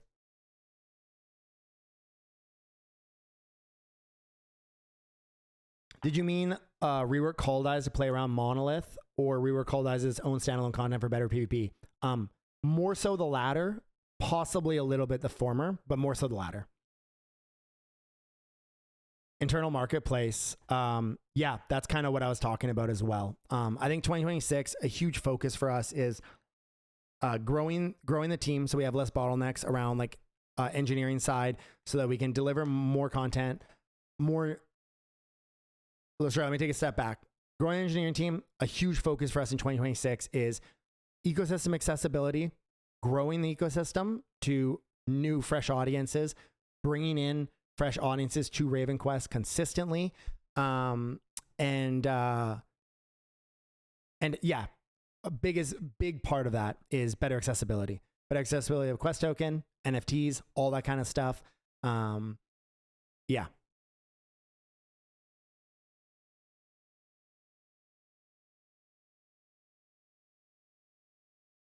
Let me see, because I do gotta wrap up soonish here. One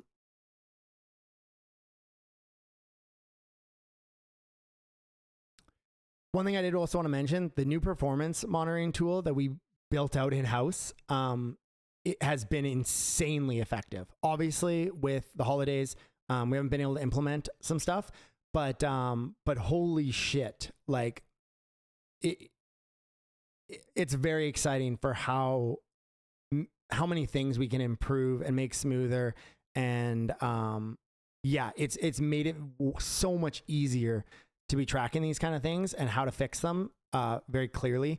And yeah, very excited about that. One of our engineers is basically going to be solely focused on optimizations and improvements around that, stability, all that kind of stuff. So that's very exciting. We've already used it for a few things, like for land loading and stuff like that, which has had a massive improvement. Yeah. What's the main bottleneck for future updates? Yeah, Himonym responded to that, and I talked about it earlier, but engineers, that's been our main bottleneck. And so that's an area that we want to grow on, and not for the lack of being able to find engineers. Actually, right now, it's incredibly easy to find very high quality engineers, especially in the game industry, because a lot of studios have been closing down or shutting their doors, and very few are hiring. So it's actually a very fortunate time for us as a studio to be able to hire in a time like this, because the quality of applications is incredibly, incredibly high. Comparing this to like 2020 and 2021 during COVID times, it was impossible to find good engineers. It was very, very, very hard. Now it's much, much, much easier. And that's definitely been the bottleneck. As mentioned, I have 1,000+ ideas. We have so many fully baked out ideas. We have so much stuff that like is just engineer bottlenecks. Like, I mean, the biggest example is the journals in the missing regions. Like, we have the design, we have everything there. We have the spawns there that you access. We have the art assets from it. We have everything done, but that's the bottleneck, right? And so, growing the engineering team will allow us to ship twice as much, you know? And you also got to remember that when it comes to engineers, like, you need ones that are just for doing behind the scenes stuff that people don't really see, right? And so, but you only need you don't need more of those. As you build more content, you just need more engineers working on content, right? And so it actually has a very big exponential improvement, right? So.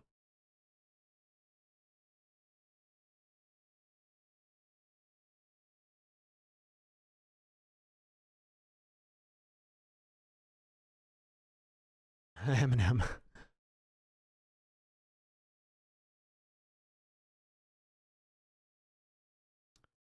I almost had bingo.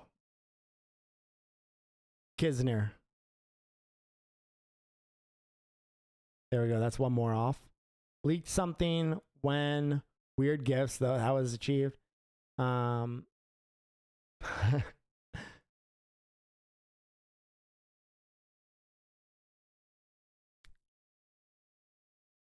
And not muted yet. True. All right, guys. I'm going to be honest. This AMA, I did very impromptu. I didn't have, usually I come in with like a lot of notes. I'm like, hey, this is, you know, all the things I want to talk about. Here's really structured. It was really just yesterday. I was like, you know what? Fuck it. I got a couple hours. I want to do an AMA. I want to chat with everybody. I want to hear their ideas. This AMA, if anything, was more getting your guys' feedback and thoughts. I made a notepad with probably 100 things on there from you guys that I'm going to be cleaning up, going through all of it with the team, and then starting to dive into it. And it was, you know, I love these AMAs because you guys have a lot of good ideas too. You have a lot of dumb ideas as well, but you also have a lot of good ideas. And I think these AMAs can be really fun where it's not like, oh, here's the expansion, here's all, you know, this, that, where it's kind of just like, hey, let me share a bit why we don't do a certain idea, why we don't like a certain idea. It gives you guys kind of behind the scenes on game development. And ultimately what I get out of it is you guys also have a lot of really good ideas. Like a lot of these ideas we'll have to go through because maybe there's reasons they're not the best ideas or whatever. But anytime I do this, I find about 50% that I like on a first impression ends up being something that I think is really great to add to the game. And so I love doing these types of AMAs as well. And I love it when you guys join in for these and hang out and talk about how we can make the game even better. And we're in such a fortunate position that we are able to just consistently build every week. And every week we're going to make things better, make stability better, optimizations, balances, new content, new systems, improve old content. And then, you know, the biggest thing again for us this year is going to be how do we maximize the accessibility of things like the Quest ecosystem, Quest token, NFTs. How do we bring new value to them in different ways? Like what I talked about with community land and landowners, like what I talked about with the new system we're building out. How do we bring in crossover value for the ecosystem as a whole with that? And we have some very clear ideas on how to do that. And again, really the way that we see 2026 is those things, but ultimately it's the most clear vision we've had and one that now we're so confident works. And every single number on our side is just trending in the right direction. I've shared it before, and we might even set some public targets. But we have very aggressive targets for quest burning. We burned another 13 million today. Because I wasn't able to bridge the other stuff over. So it was a much smaller amount than I would have had time to do. But really our goal is like, we want to, ultimately we want to have the quest circulating supply to be like less than 1%. Every single number since we last published it has improved and continue to go in the right direction. And this is without even these activators that we have. And yeah, we're very grateful for all of you. We're very grateful for what we're building. These things can take time, but trusting that long-term vision, having a long-term vision, and not only short-term is the way that we're doing things differently in Web3. And we believe long-term that will show, and that will be the superior path. This has been one of the biggest eye-opening things for me, talking with other founders in Web3, and a lot of them is it's always short-term focused. It's always, how can we make this look good for a month, and then we'll pay the price of that later. And you know, too many of those things, they catch up with you. And we've taken a very different approach that isn't as sexy and isn't as exciting in the short term, but eventually the numbers don't lie. That's just the reality of it. And we see ourselves getting closer and closer to that day, and it fills us with a roaring fire, I guess, is for lack of better words, about that day. And when we can point to it and be like, see, like this does work. If you trust it, if you do it the right way, you don't just keep looking for those short-term wins, and you really build something for the long term, it can win. And our goal with that is we want to change the way that that teams approach Web3, because the way that they've approached it has not worked in the slightest, not even close. And we think we're carving a new path for that, but it takes time. And that's the hardest thing, is you want the short-term wins. You want people to be happy day to day. And doing it the right way takes longer. But eventually that point does get hit, and there's no going back once it does, which is the part that gets us the most excited. There's no price we're paying down the line for that, to cut, to take a shortcut. So yeah, I just want to like thank all of you guys that are here in the AMAs, hanging out, chatting about the game. I hope you guys had a really good holiday. I know for our team, it was really hard to take time off, but holy shit, am I glad we did. We all very much needed it. We're all very much energized from it, which was very important, because we do have a huge year ahead, and we have a lot that we want to do, so much bigger than 2025. And with that, we did need a good recharge. And so I appreciate all of you here that understand that just like in any job, even if we love our work and we work in a pretty cool job, we also do need a little bit of time off and time with family to recharge. And I appreciate all of you guys that very much understood that. And I'm just very fucking excited for what we have ahead. There's no other way to say it. And I'm excited to have you guys all along for the ride. And yeah, just thank you guys. I appreciate you all. Thank you so much for being here. We're going to be back on the max grind here, and shipping a ton of cool shit as always. And very excited for the year ahead. It's going to be I'm very confident it's going to be a huge year for everybody here, everybody involved with things that we have planned. So hope you guys had good holidays. Thank you for being here once again. And we'll talk again very soon, guys. Thank you. Bye. See you. You know what? I'll play a couple minutes of outro sax guy. Okay, a couple minutes of outro sax guy for you guys that are just absolutely ravenous. Okay.